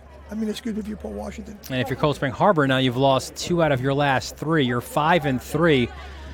But again, it's the quality opponents as well, right? It's the negative, I guess, if you want to say. Your 3 losses have all been at home, but they've been to Farmingdale, they've been to Garden City, and now to Port Washington as well. And Cold Spring Harbor is still trying to figure things out. That's what these games are for, right? Like, you don't get caught up in being undefeated. As you said, everybody's got a loss. It's now the 3rd for Cold Spring Harbor, but these are the kind of games that you feel you'll get better from as your season goes along. For Cold Spring Harbor, you had 3 goals and an assist from Alex Bauer, 2 and 1 from C.J. Riley, a couple from McGloin as well. Sammy Bruno with a goal, as well as Roy Testa. Sure, this is, Cold Spring Harbor at the end of the day is a Class D school, and they're going to be in at the very, very end. And all these games are preparation, and it's why you play these games. And listen, you're everybody. When you're Cold Spring Harbor, you're everybody's big game. everybody's big game. You got Paul Washington taking a picture on the field. Yeah, it's a big game to beat. Not too often you beat Cold Spring Harbor. Well, you beat the state champions, yeah, right? beat state champions, and so that's something that they'll keep working on, Cold Spring, and I guarantee they'll be at the very, very end of the year. I'll tell you that right now. Before we go here from Cold Spring Harbor, let's take a look at the upcoming schedule on the Varsity Media Sports Network. Syosset and Massapequa. Mike, I was saying, I wish they had the grass back at Syosset. Some of my favorite games were back in the day, like O'Keefe was on one side, Tierney on the other side, and just guys who didn't like each other. Every ground ball was just a war. Syosset, Massapequa, that should be a fun one. And big boy Nassau Lacrosse, Cold Spring Harbor looking to bounce back against a very good Manhasset team on the road in a week. Huntington Hills, that should be a fun one as well. In Suffolk County, Southside and Wantagh. Darien makes another trip to Long Island to play the Friars of St. Anthony's. Different start time there. You see it there as well, 10:30. Get your bagels and coffee out for that one. And then it's Pequot, Mount Sinai. Might not be the Spalina that everyone knows, but the Spalinas that are there right now. Jake and Brett getting the job done for Mount Sinai. They are undefeated at this time of the season, so that should be a fun one as well. All those games on the Varsity Media Sports Network. Hit that subscribe button on our YouTube channel, and of course, you also want to follow us on our social media handles at Varsity Media on Twitter, Instagram, and Facebook. So that'll do it here from Lessing and Bouchard Field for our entire Varsity Media crew. Our executive producer, Ben Turchin. Our technical director, Chris Sweeney. For Travis DeLuise and Angelo Caiezo, bringing you all the moving images. For my broadcast partner, Mike Hungerford. Dylan Butler, thanking you for joining us, and we look forward to seeing you next time right here on the Varsity Media Sports Network.